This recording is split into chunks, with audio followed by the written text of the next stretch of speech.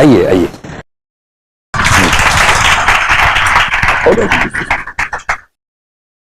अरे भाई हो गया, प्लीज आइए आइए। अभी आपको 4 लोगों से मिलवाएंगे और मैं भी, जो ब्रेक था हमारा इन्हीं सब बातों में हुआ, इन सब की अपनी अपनी कहानियां हैं, संक्षेप में कहानियां भी सुनेंगे और मैं वो वाला सवाल पूछूंगा आपकी तरफ से कि आपको कोई ऐसे टिप्स दे के जाएं कि उन टिप्स से आपका आईएएस बनने का रास्ता आसान हो जाए। भाई सीधी सी बात है, जो इतने अभ्यास से उन्होंने सीखा अगर वो आपको बता देंगे तो आपके लिए कितना आसान हो जाएगा ना।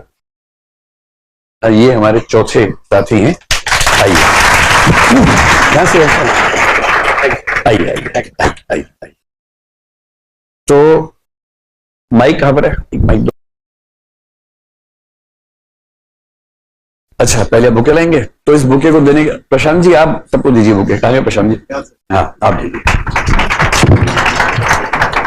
एक ही बात है ना? अरे एक ही बात है। अच्छा ठीक है, चलिए चलिए आप लोग फोटो खींच ना।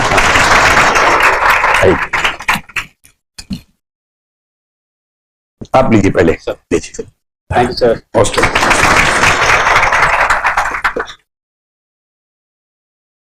आप तो हाथ लगाइए। प्रशांत जी नोएडा सेंटर के हेड हैं, आपको पता है ना, ये यहाँ के मुखिया हैं और गोपाल जी यहाँ का पूरा एडमिन देखते हैं। लीजिए।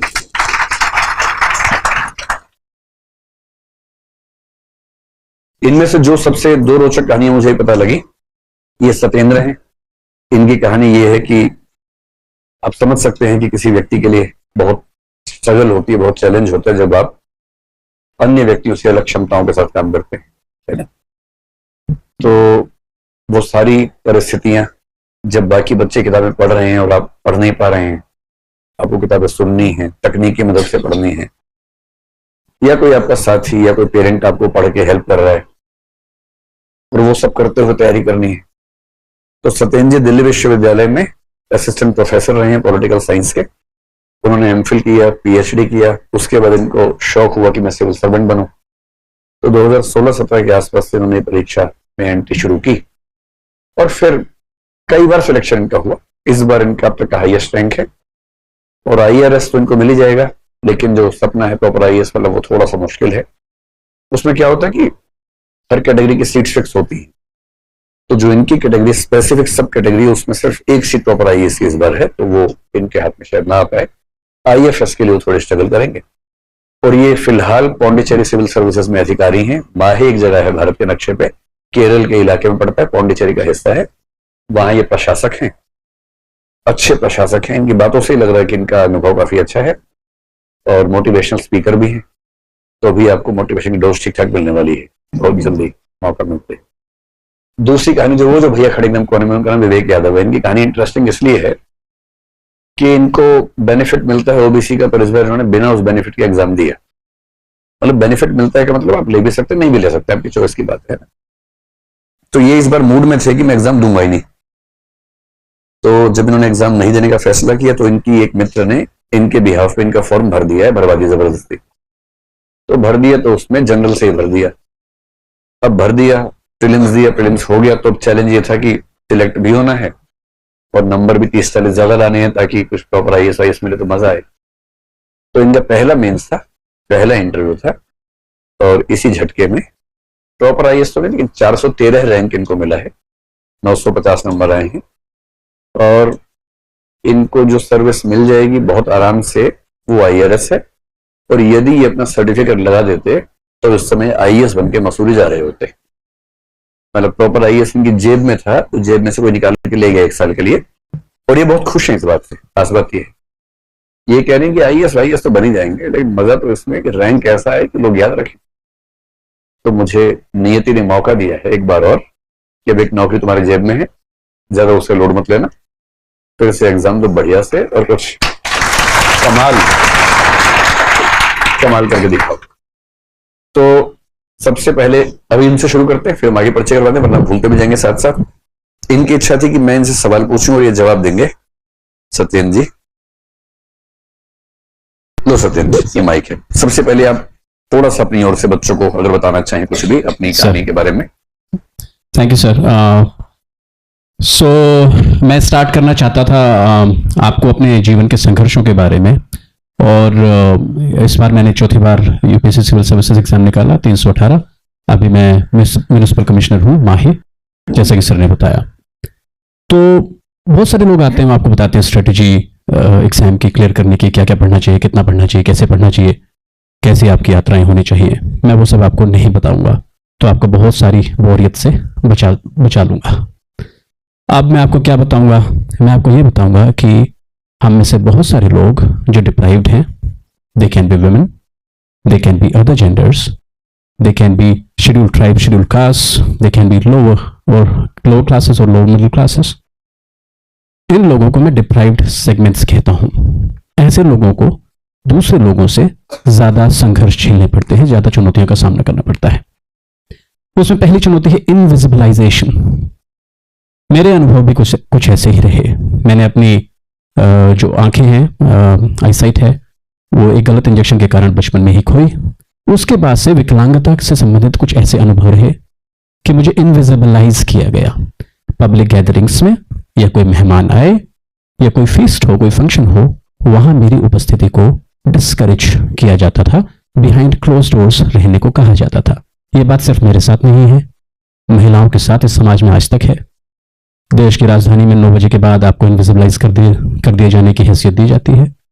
तो इस समाज का ये चेहरा भी आप देख लें कि सिर्फ आप तैयारी करने का प्रेशर ही नहीं झेल रहे, इस इनविजिबलाइजेशन को अपने ऊपर से उखाड़ फेंकने का जो आपके ऊपर दायित्व है वो भी आप लेके चल रहे हैं।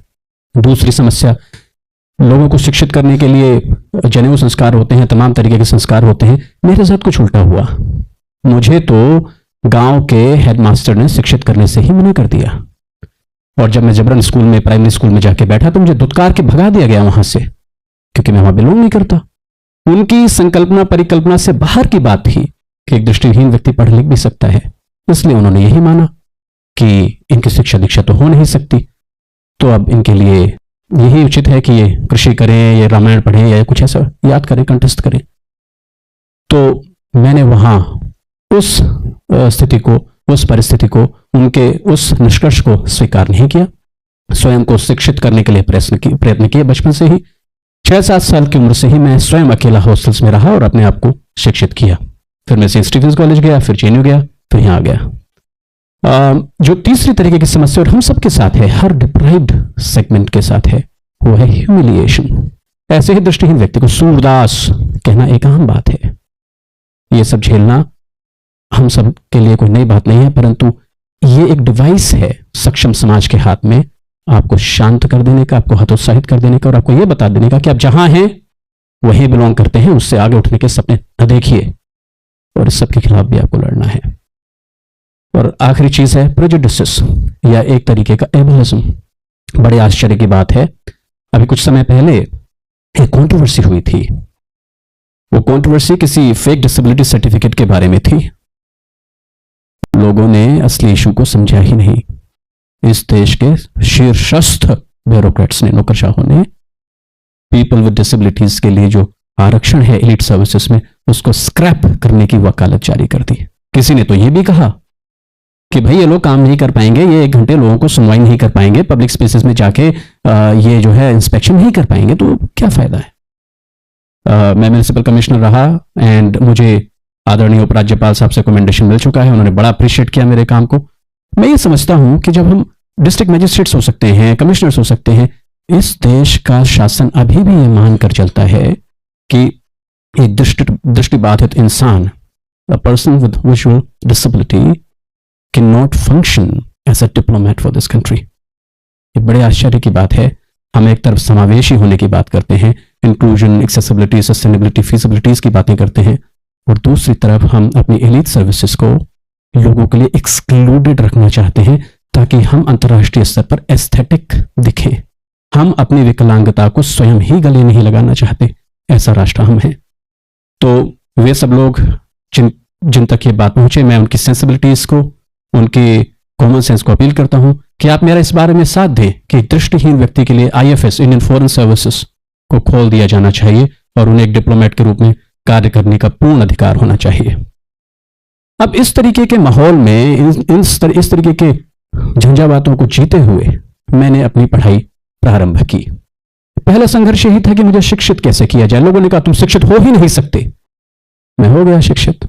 फिर लोगों ने कहा कि तुम्हें कोई नौकरी नहीं मिल सकती। जब मैं पहली बार असिस्टेंट प्रोफेसर बना, बहुत सारे लोगों ने विश्वास करने से मना कर दिया।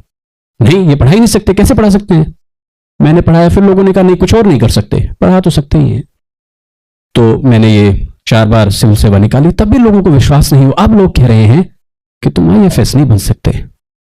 तो हर मोड़ पे, जीवन के हर मुकाम पे स्वयं को, खुद को आपको न केवल दूसरों की नजरों में सिद्ध करना पड़ेगा, बल्कि स्वयं भी अंदर से, बहुत अंदर से ऐसी जिजीविषा खींच कर जिंदा रखना पड़ेगा जो बड़ी ही अलभ्य है। इसलिए आवश्यकता इस बात की है कि आप सब लोग ये समझें कि अपने स्वयं के संघर्षों में आप नितांत अकेले हैं। हर किसी को यह भ्रम है कि साथ है दुनिया का मेला, पर हकीकत में सभी को चलना है बिल्कुल अकेला। जिंदगी ने मुस्कुरा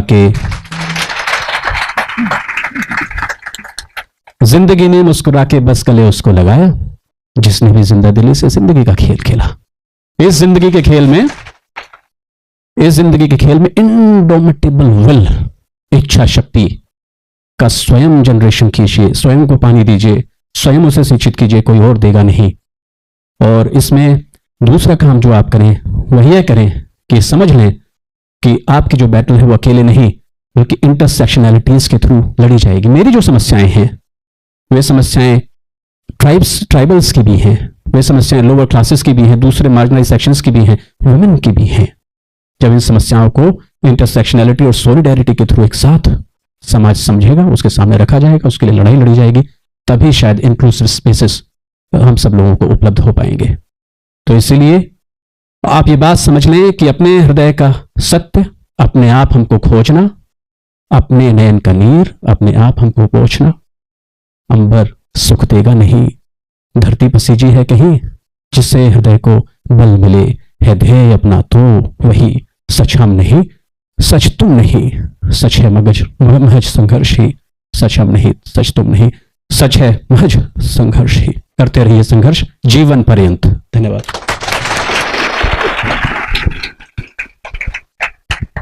टीचर डोज मिल गई आपको मोटिवेशन की, है ना? तो समझना ये है, जो उनका मैसेज है उसको भी समझना है कि समाज में जो भी व्यक्ति किसी भी रूप में थोड़ा वंचन के शिकार हैं, उनके प्रति आपको संवेदनशील होना, उनको उनका हक मिले, उनके हक के प्रति जिम्मेदार होना, और अपनी भाषा में विशेष रूप से बहुत सावधान रहना कि आपका कोई मजाक किसी वंचित व्यक्ति को और बुरी स्थिति में ना धकेल दे। मैं अक्सर क्लासेस में इस बात का जिक्र करता हूं कि एक व्यक्ति मान लीजिए किसी वजह से, जन्म से या किसी बाद में दुर्घटना से नहीं देख पा रहा है। अब एक तो वो लगातार ये झेल रहा है कि मैं देख नहीं पा रहा हूं, ऊपर से समाज के लोग उसको कभी सूरदास कह देंगे, कभी और गंदा शब्द का इस्तेमाल कर देंगे। और एक बार आपने किसी को ऐसे शब्द से बोला, उसके बाद कितने दिन लगते हैं वापस अपना आत्मविश्वास लाने में, ये बहुत बहुत मुश्किल होता है। और हम सब किसी ना किसी स्थिति के, भाई कोई देखने में छोटा है, कोई उसको बोना बोल दे, छोटू बोल दे सरेरा सबके सामने, कोई थोड़ा सा मोटा है, कोई उसको मोटू बोल दे सबके सामने, पूरी इज्जत तार तार कर दे। और हो सकता है कि उसका मोटापा भोजन की वजह से ना हुआ, कोई हार्मोनल इम्बैलेंस की वजह से हुआ, क्या पता। तो कोई भी व्यक्ति जो थोड़ा सा अलग है किसी भी वजह से, एक भी ऐसे शब्द का इस्तेमाल भूल के भी नहीं करना है जो उसका मजाक बना दे। ये भाषा की संवेदनशीलता यूपीएससी की तैयारी में कम से कम जितना इंसान बन जाना चाहिए हमें, उसमें बहुत बेसिक सी बात है। तो किसी को भी उसके जन्म की विशेषताओं या दैहिक विशेषताओं या दैहिक वंचनाओं के आधार पर उसका नामकरण करना, चिढ़ाना गलत चीज। भूल के भी ऐसा नहीं करना। जैसे गांव में बहुत मजाक में, गांव में, कस्बों में, छोटे शहरों में क्या होता है, किसी का रंग सांवला, उसका नाम क्या पड़ गया, कालू। ये कितना खतरनाक रेसिस्ट कमेंट है जो आप बचपन से उसके साथ कर रहे हैं, और धीरे धीरे वो अपने रंग खराब होने की वजह से इतना ज्यादा हीन भावना का शिकार हो गया, सिर्फ इसलिए कि सब उसको मजाक में ऐसा कहते थे, कोई मीन भी नहीं कर रहा है। तो हमारे विशेषण, हमारी संज्ञाएं दूसरों के साथ क्या है, वो बहुत मैटर करती हैं। इनकी बात से जो चीज सीखने की है, बाकी तो ठीक है, सफल होंगे, आप भी होंगे, ये भी हुए, पर सफल होने के साथ साथ एक सभ्य समाज के निर्माण में अपनी भागीदारी भी तो निभानी है, वो भी तो महत्वपूर्ण बात है ना। शुक्रिया, आपने इतनी अच्छी बात सब बच्चों को बताई।